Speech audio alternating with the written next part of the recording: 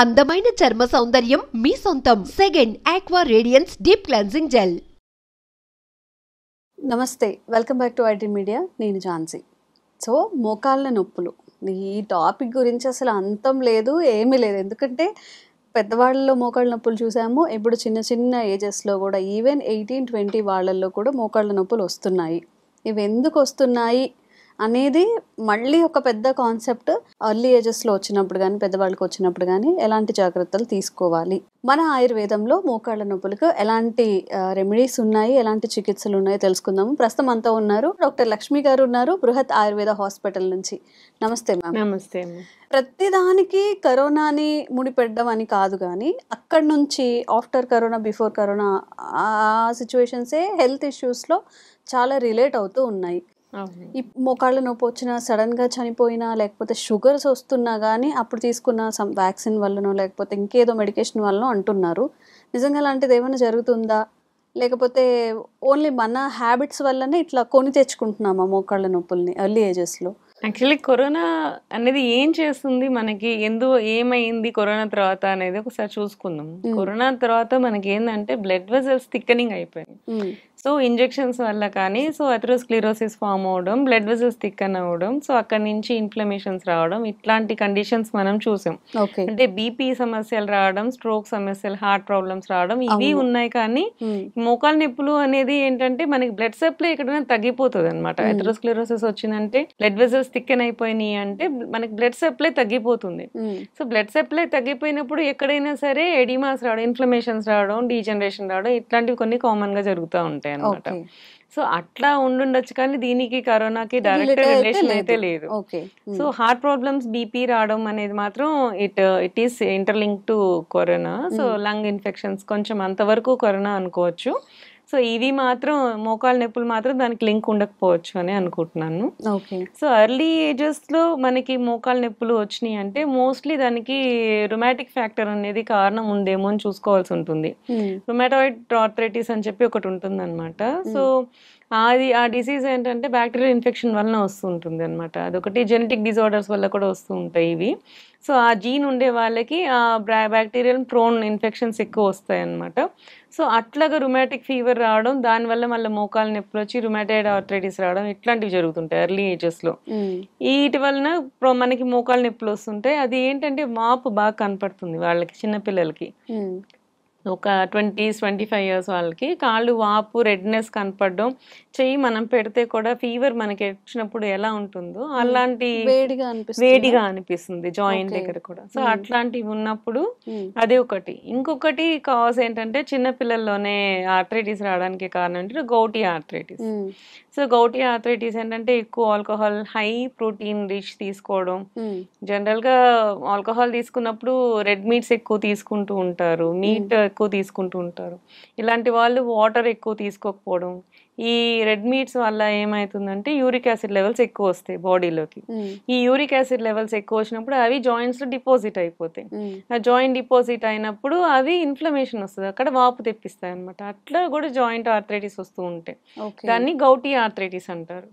ఇవి రెండు కాకుండా వచ్చేది ఆస్టియో ఆర్థరైటిస్. ఆస్టియో ఆర్థరైటిస్ అంటే ఏజ్ పెరిగే కొద్దీ మనకి బోన్స్ మధ్యలో ఉన్న గుజ్జు తగ్గిపోవడము, ఈ బోన్స్ అరిగిపోవడము, ఇట్లాంటి వాటి వల్ల వచ్చేదానికి ఆస్టియో ఆర్థరైటిస్ అంటారు.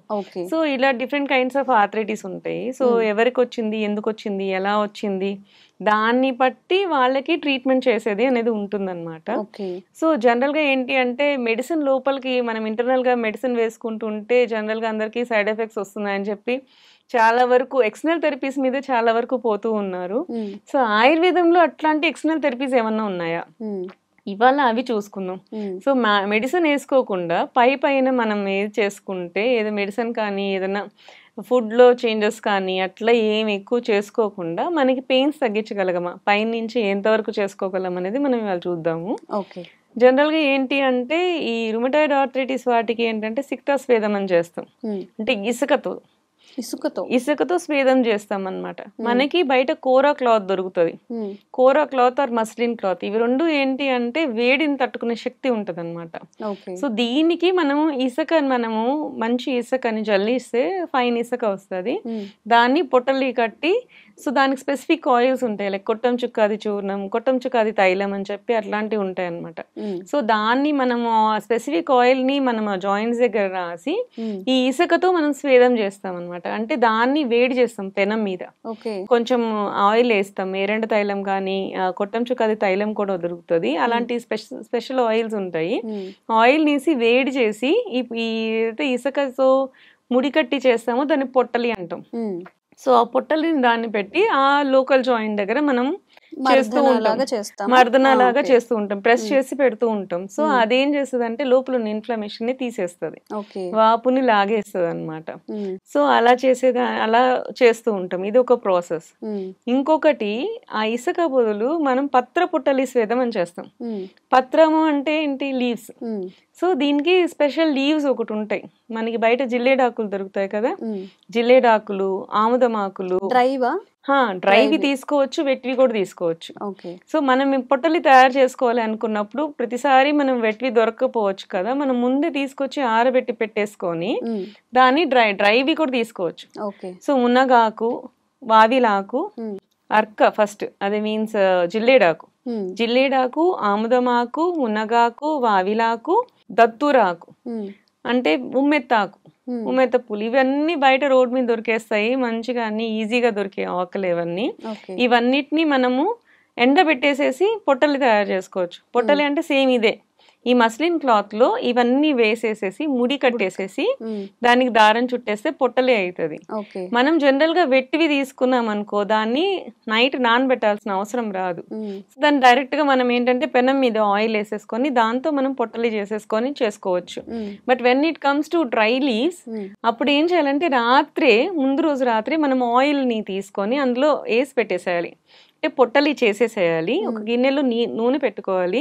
ఏదైతే నూనె మనం అడ్వైజ్ చేస్తున్నాం, లైక్ ధన్వంతరి తైలం, కొట్టం చుక్కాది తైలం, సో ఇట్లాంటివి చాలా ఉంటాయి, సహచరాది తైలము, ఇట్లా పెయిన్ ఆయిల్స్ అనేవి చాలా ఉంటాయి. సో దానికి ఏదైతే స్పెసిఫిక్ గా చెప్పున్నాము అంటే డిసీజ్ ని బట్టి ఒక స్పెసిఫిక్ ఆయిల్ ఉంటుంది. ఆ ఆయిల్ లో ఈ పత్రాలు ఏదైతే చేస్తున్నామో దాన్ని ఆ రోజు నైట్ నానబెట్టేసేయాలి డబ్బా గిన్నెలో ఆయిల్ వేసేసి ఈ పత్రాలన్నిటిని ఉన్న పొట్టల్ని తీసుకొచ్చి అందులో పెట్టేస్తాం.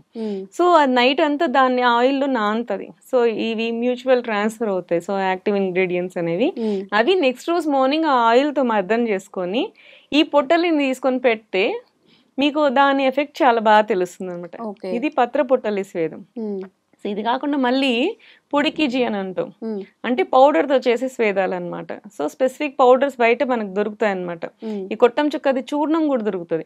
కొట్టం అంటే కుష్ట అనేది ఒక ప్లాంట్ అనమాట. సో అది చుక్క అంటే ఏంటంటే మనకి మునగాకు. సో వీటికి మళ్ళీ వేరే వేరే డ్రగ్స్ ఉంటాయి అనమాట. ఆ డ్రగ్స్, ఆ వావిలాకులు పౌడర్, ఇవన్నీ పౌడర్ ఫామ్ లో చేసి ఇస్తారు, అది పొడికిజీ. సో దాన్ని తీసుకొని మనకి జాయింట్స్ ఎక్కడైతే పెయిన్స్ ఉన్నాయో వాటికి చేసేది పొడికిజీ అనమాట. సో దాన్ని పెట్టి చేసుకుంటుంటే వాళ్ళకి తగ్గుతూ ఉంటది అనమాట. సో ఇట్లాంటి రకరకాలు ఉంటాయి. ఇవన్నీ కేరళకి వెళ్ళి మనం చేయించుకోవాలంటే కష్టం అవుతుంది అనుకున్నప్పుడు ఈ ఇంగ్రీడియంట్స్ అన్ని బయట మనకు దొరుకుతాయి. సో ఆకులు, పత్రపుట్టలు మనం ఇంట్లో ఈజీగా చేసుకోవచ్చు. సో దాన్ని మనం ట్రై చేసుకొని కేరళ వైద్యాన్ని మనం ఇంట్లోనే చేసుకోవడానికి అవ్వచ్చు. సో మీకు మంచిగా రిలీఫ్ కూడా వస్తుంది, పెయిన్ ఇన్స్టెంట్ గా తగ్గుతుంది, ఇంటర్నల్ గా తీసుకోకుండా మీకు మజిల్ రిలాక్స్ అవుతుంది. కొంతమందికి ఏంటంటే జాయింట్ బిగుసుకుపోయి మూవ్మెంట్ కూడా రాదు. సో అట్లాంటి వాళ్ళకి సహచరాది తైలం, సహచరం అంటే మూవ్ చేయడానికి పనికి వచ్చేలాగా. సో ఆయుర్వేదం మోస్ట్లీ వర్డ్స్ ఏంటి అంటే వాటికి మనకి ఈజీగా గుర్తు పెట్టుకునేలాగే మనకి చెప్తారు. సహచరం అంటే మనం దాంతో పాటు నడవగలిగే కెపాసిటీ వచ్చేలాగా. సో సహచరాది తైలం అనేది దొరుకుతుంది. సో దాన్ని మనం యూజ్ చేసుకుంటే స్టిఫ్నెస్ వచ్చేసి మూవ్మెంట్ కూడా రాలేని వాళ్ళకి ఈ ఆయిల్ ని కాంబినేషన్ చేస్తాం మనం. ఈ కొట్టం చుక్కాది దాంట్లో సహచరం గురించి కలిపేసేసి దాన్ని మళ్ళీ పెట్టి అప్లై చేసి దాన్ని మళ్ళీ పత్రపుట్టలి స్వేదం చేస్తూ ఉంటే మూవ్మెంట్స్ అనేవి సరిగా మంచిగా అయ్యేలాగా వస్తుంది అనమాట.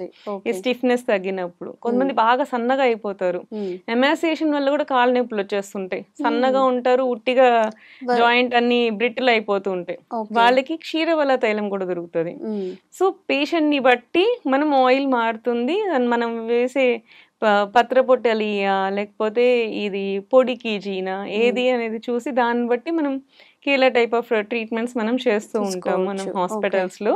సో వాళ్ళకి ఏంటంటే ఒకసారి అడ్వైస్ చేసుకుని మేము వచ్చి చేసుకోలేము అనుకున్నప్పుడు ఒకసారి డాక్టర్ అడ్వైస్ తీసుకొని ఏ ఆయిల్స్ అనేది మనం సెట్ చేసుకుంటే ఇంట్లోనే హ్యాపీగా మీరు కూడా ట్రీట్మెంట్ తీసుకోవచ్చు, మీకు మీరు చేసుకోవచ్చు. ఇది ఓన్లీ ఈ కీళ్ళ నొప్పులు కాకుండా ఇట్లా బ్యాక్ పెయిన్స్ కి కూడా బ్యాక్ పెయిన్స్ కి వస్తుంది, నెక్ వచ్చి పొట్టలు ఇలా అన్ని దగ్గరలో యూజ్ చేయొచ్చు. కొన్ని నెక్ పెయిన్స్ వస్తుంటాయి, నెక్ పెయిన్స్ వచ్చి హ్యాండ్ మూవ్మెంట్ చేయలేకపోతూ ఉంటారు, అట్లాంటి వాళ్ళకి కూడా వస్తుంది. అట్లాంటి వాళ్ళకి కూడా సేమ్ ఇట్లానే ఆయిల్స్ ఉంటాయి కదా, మూమెంట్స్ లేనప్పుడు సహచర తైలము, వాపులు ఉన్నప్పుడు కొట్టం చుక్కాది తైలము.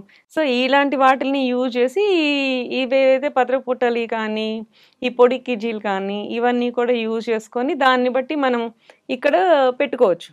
నెక్ దగ్గర పెట్టుకోవచ్చు, హ్యాండ్ దగ్గర ఫ్రోజన్ షోల్డర్స్ అంటారు కదా, హ్యాండ్ దగ్గర పెట్టుకోవచ్చు, జాయింట్ పెయిన్స్ ఉన్న దగ్గర ఎక్కడ నీ జాయింట్ పెయిన్స్ ఉన్న దగ్గర పెట్టుకోవచ్చు, ఈ యాంకిల్ జాయింట్స్ గౌటీ ఆర్థరైటిస్ అంటే ఈ ఫింగర్స్ దగ్గర కూడా వాపులు వచ్చేస్తూ ఉంటాయి, ఈ పాదాల్లో వాపులు వచ్చేస్తూ ఉంటాయి, అక్కడ పెట్టుకోవచ్చు.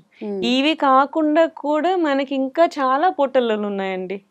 ఈ నవర కేజీ అని చెప్పి స్కిన్ గ్లోయింగ్ కి చేసే పొట్టలు ఉంటాయి, ఇంకా చాలా రకాల పొట్టలు ఉంటాయి. అవి ప్రస్తుతానికి మనము వీటి గురించి మాట్లాడుకుంటున్నాం కాబట్టి ఆస్టియో ఆర్థరైటిస్ కి, arthritic any kind of pains కి ఈ కైండ్స్ ఆఫ్ పొట్టలీలు చేసుకోవచ్చు మనం. ఫర్దర్ ఎపిసోడ్స్ లో ఇంకా చాలా పొట్టలు ఉన్నాయి, ఇలా ఇంకా చాలా టైప్ ఆఫ్ కేరళ ట్రీట్మెంట్స్ ఉన్నాయి. ఫర్దర్ ఎపిసోడ్స్ లో మనం తెలుసుకుందాం. ఓకే, సో మోకాళ్ళ నొప్పులకి మాత్రమే కాదు, ఫర్దర్ గా మనకి ఎలాంటి బాడీ పెయిన్స్ ఉన్నా కానీ బ్యూటీ రిలేటెడ్ కూడా ఉంటాయి, అవన్నీ కూడా తెలుసుకుందాము. మీకు ఎలాంటి ఆరోగ్య సమస్యలు ఉన్నా కూడా కామెంట్స్ రూపంలో తెలియజేయండి, తప్పకుండా వీడియో చేస్తాము. Thank you ma'am. Thank you.